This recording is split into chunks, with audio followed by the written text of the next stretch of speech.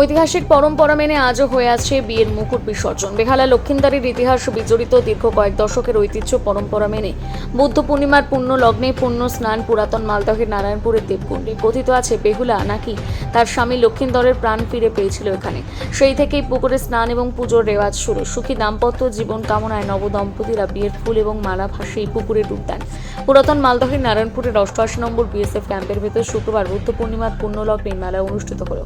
জানা গেছে নারায়ণপুরের 88 নম্বর বিএসএফ ক্যাম্পের ভেতর বেগুড়া নদীর ধারে একটা পুকুরে বুদ্ধ পূর্ণিমার দিন অনুষ্ঠিত হয় দেবকুণ্ডের মেলা এবং পূজার্চনা। এই মেলায় মঙ্গল কামনার জন্য আসে নবদম্পতি, অর্থাৎ যাদের নতুন বিয়ে হয়েছে তারা স্বামী স্ত্রী এসে বেহুলা লক্ষিন্দরের ইতিহাস বিজড়িত পুকুরে বিয়ের টোপর ফুল মালা সহ বিভিন্ন সামগ্রী বিসর্জন দিয়ে স্নান করে শুদ্ধি হয়ে পুজো করে এবং এই পুজো করলে নাকি নবদম্পতির বৈবাহিক জীবন সুখী হয়। তবে শুধুমাত্র এই মেলার দিন সাধারণ মানুষের মধ্যে জন্য ক্যাম্পের ভেতরে আসার বিএসএফদের কোনো বাধা বিপত্তি থাকে না। মেলাকে ঘিরে প্রশাসনের দিক থেকে নিরাপত্তার ব্যবস্থা থাকে।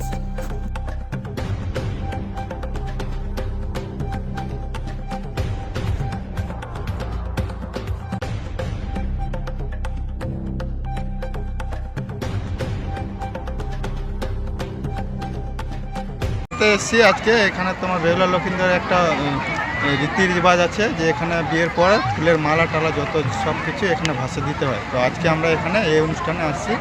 এই যে পূজার 1 বছর হলো আমাদের এগুলো ভাসানোর জন্য এখানে আসছি। কতদিন আগে বিয়ে আছে? প্রায় 1 বছর হলো।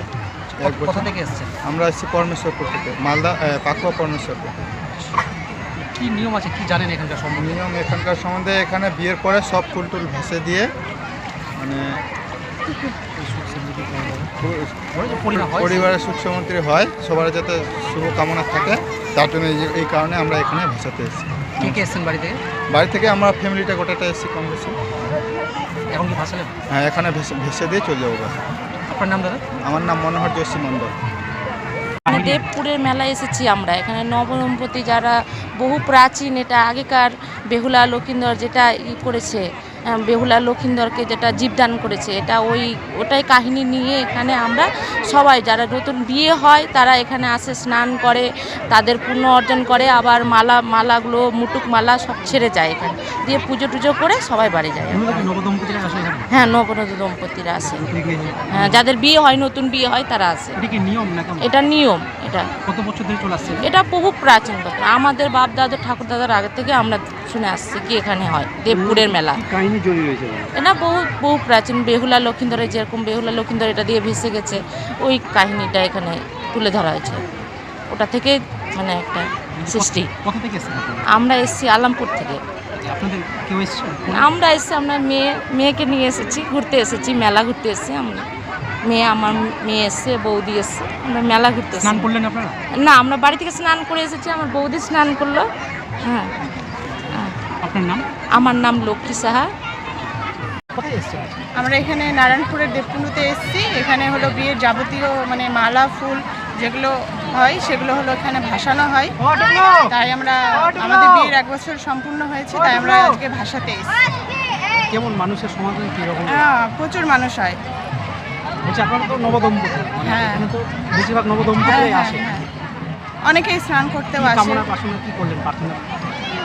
প্রার্থনা কি, এই যেন হলো দাম্পত্য জীবন যেন ভালোভাবে সুখের হয়। আর মূলত কি নিয়ম কি রয়েছে কিছু কি জানেন? নিয়ম বলতে ওরকম কিছু তো জানা নেই।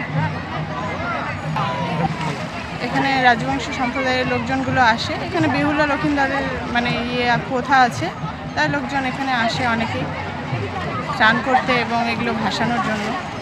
যে কতদিন আগে বিয়ে হয়েছে? আমাদের 1 বছর হলো। আপনি কি ভাসাচ্ছেন?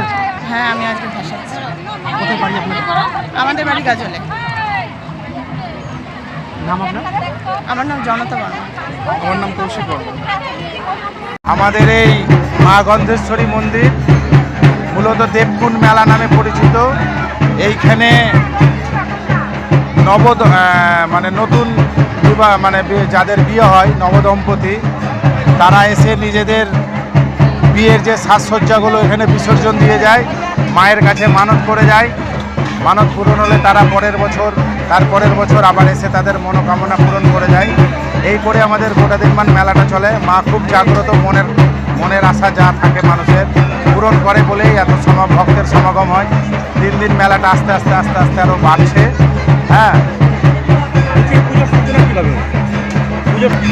পুজোর সূচনা এখানে 1356 সাল লেখা আছে, এটা 1433 সাল, কিন্তু কথিত আছে এটা প্রায় বিগত 200 বছরের আগের পুজো।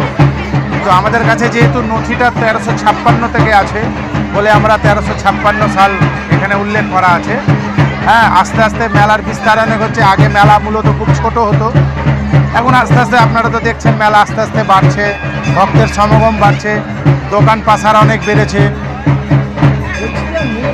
দেখা যায় গ্রাউন্ডে হচ্ছে তাদের মধ্যে একটা আশা আছে মায়ের কাছে যদি আমরা যাই, দুজনে মিলে নবদম্পতি স্নান করে তাদের বৈবাহিক জীবন ভালো যায়, তারা ভালো থাকবে এই আশাতে তারা এখানে স্নান করে যায় এসে, যাতে তাদের বৈবাহিক জীবন ভালো হয়। আপনারা তো দেখছেন কত সবাই ফুলের তাদের যে বিয়ের সাজসজ্জাগুলো ভাসিয়ে গেছে। তারা গত বছর পুজোর পর থেকে এখন পর্যন্ত যাদের বিয়ে হয় তারা মূলত সেটা বাড়িতে রেখে দেয়। আজকের দিনে বিশেষ দিনে তারা এসে বিসর্জন করে মায়ের কাছে এই পুকুরে স্নান করে মায়ের কাছে প্রার্থনা করে যায় যাতে তাদের বৈবাহিক জীবন আরও ভালো যায়। এই ইতিহাস বলে তো এটা দেবকুণ্ড মানে বেহুলা লক্ষিন্দর যে এসেছিল এখান থেকেই নাকি বেহুলা মা লক্ষিন্দরের জীবদান পেয়েছিল, এটা কথিত আছে। কারণ এখানে মা বেহুলার পায়ের ছাপও আছে। হ্যাঁ, এই থেকে ভক্তবৃন্দের মুখে মুখে প্রচার হতে হতে মেলা আজকে অনেক বড় হয়ে গেছে। আচ্ছা, বিএসএফদের এখানে কি ভূমিকা? বিএসএফদের ভূমিকা প্রবলভাবে আছে, কারণ তাদের যে সহযোগিতা আমরা পাই, প্লাস আমাদের মালদা থানা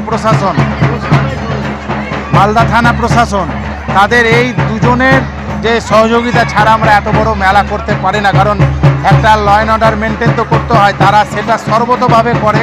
কারণ আপনারা দেখছেন চারদিকে বিএসএফ পুলিশে ছয়লাভ হয়ে আছে যাতে কোনো রকম অসামাজিকমূলক কাজ না হয়, চুরিচামারি না হয়, এটা দেখা তাদের দায়িত্ব। তারা নিজের কাঁধে নিয়ে একে অপরের সাথে মিলেমিশে কাজ করে মানে এই কী বলবো এটাকে ল অ্যান্ড অর্ডারটা মেনটেন করে। তাদের ঐকান্তিক প্রচেষ্টা, কারণ এরা দুজনের সহযোগিতা ছাড়া আমরা এই মেলা করতেই পারতাম না। আমার নাম শ্রী অম্বর কুমার খাঁ।